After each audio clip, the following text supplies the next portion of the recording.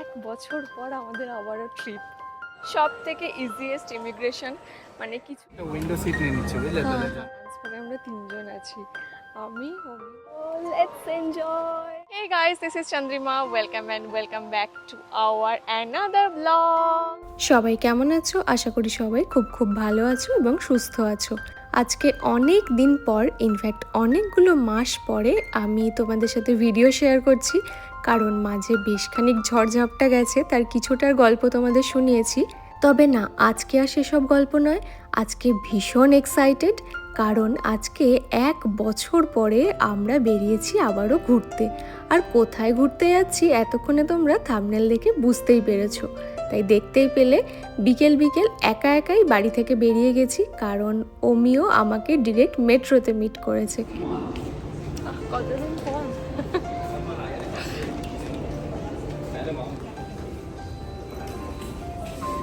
আমরা পৌঁছে গেছি দুবাই এয়ারপোর্টে। এখান থেকে আমাদের ফুকেটের ফ্লাইট আছে। তবে না, ডিরেক্ট ফুকেট নয়, আমরা নিজের দেশ হয়েই ফুকেট যাচ্ছি। প্রথমে আমাদের ফ্লাইট আছে ব্যাঙ্গালোর অবধি, সেখান থেকে ফুকেট। উইন্ডো সিট নিয়ে নিচ্ছে বুঝলে তো, জানলা থেকে নেমে। অনেক ঝড়ঝাপটা পেরিয়ে অল অফ সাডেন আমাদের এই ট্রিপটা প্ল্যান হয়, এবং এই দেশটা আমাদের বাকেট লিস্টে অনেক দিন ধরে ছিল, তাই দুজনেই কিন্তু বেশ এক্সাইটেড। এখন বাজে রাত্রি 9টা মতো, এখনই আমাদের ফ্লাইটের বোর্ডিং স্টার্ট হয়ে যাবে। তো আপাতত বোর্ডিং গেটের দিকে এগোলাম। যতটুকু পারবো দুজনকেই ফ্লাইটেই একটু জিরিয়ে নিতে হবে, কারণ ব্যাঙ্গালোরে নেমে ঘন্টা 2-3 লেওভারের পরে তারপর আমাদের আবার ফুকেটের ফ্লাইট, মানে রাতটা আর ঘুমই হবে না। যেটা হয়, তাড়াহুড়োতে প্ল্যান হয়, সব কিছু তো মতো হয় না। তবে বিইং ট্রাভেলার আর টোটো কোম্পানির ম্যানেজার হওয়ায় আমাদের দুজনের এত জোশ যে এগুলোতে আমরা কিছু মাইন্ডই করি না। এতক্ষণে আমরা এসে পৌঁছেছি ব্যাঙ্গালোর, আর চোখ মুখ দেখে বুঝতেই পারছো ঘুমে আমরা পুরো ঢলেই পড়ছি।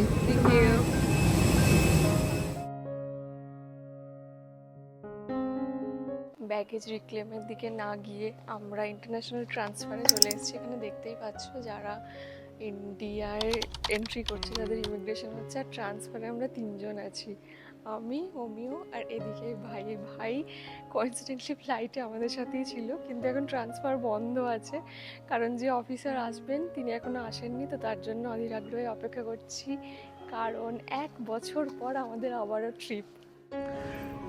কিছুজন লোকজন এসছে, এতক্ষণ আমাদের ইমিগ্রেশন স্টার্ট হয়েছে, জাস্ট এই কজন।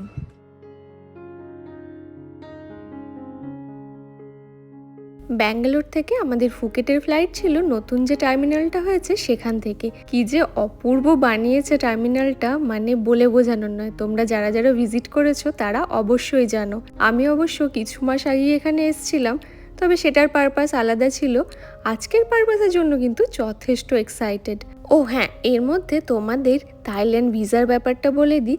এখন কিন্তু আমাদের ইন্ডিয়ানদের জন্য থাইল্যান্ড ভিসা ফ্রি, প্রয়োজন শুধুমাত্র একটা ভ্যালিড পাসপোর্টের। আর হ্যাঁ, তার সাথে কিন্তু রিটার্ন টিকিটটা কাটতে ভুলো না, এবং টিডিএসি ফর্ম, যেটা আগে থেকে ফিল আপ করে নিলে কিন্তু আর কিউতে দাঁড়াতেই হবে না। আর প্রথম 1 কি 2 দিনের একটু হোটেল বুকিংটা প্রয়োজন। তার সাথে 10,000 থাই ভাট পার পার্সন কিন্তু ওরা যে কোনো সময় দেখতে পারে। তো আমরা মোটামুটি সব কিছুরই প্রিপারেশন নিয়ে আপাতত ল্যান্ড করে গেছি ফুকেটের মাটিতে। Good morning. এই মুহূর্তে আমরা ফুকেট ইন্টারন্যাশনাল এয়ারপোর্টে, এবং জাস্ট আমরা এখানকার ইমিগ্রেশন ক্রস করলাম। এবং আমি যতগুলো কান্ট্রি, ইনফ্যাক্ট আমরা যতগুলো কান্ট্রি ট্রাভেল করেছি, সব থেকে ইজিয়েস্ট ইমিগ্রেশন, মানে কিছুই চাইনি, না তো হোটেল বুকিং, না রিটার্ন টিকিট, না আমরা যে কার্ড বানিয়েছিলাম ট্রাভেল, সেটা কোনো কিছুই না। জাস্ট আমাদের বায়োমেট্রিক নিল, স্ট্যাম্প দিল, and we are ready to go. So chalo, let's enjoy the trip. Take a picture, please. Hold for it, easier. Thank you.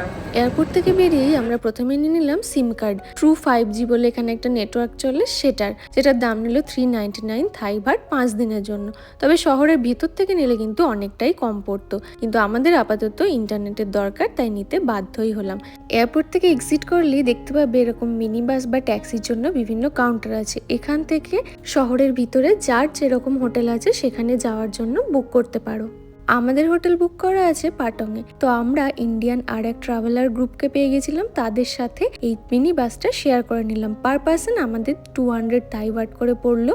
তবে স্মার্ট পাস করলে কিন্তু পার পার্সন 100 থাই বাটই হয়ে যাবে। সেক্ষেত্রে বাসের অ্যাভেলেবিলিটি একটু চেক করে নিও। বেসিক্যালি বিকেল 4টের পরে কিন্তু বাস বা এই ধরনের শেয়ার মিনি বাস কোনোটাই থাকে না। তখন অপশন পার্সোনাল ক্যাব বুক করা বা এদের যে অ্যাপ ক্যাব চলে বোল্ট বা গ্র্যাব সেটা বুক করা।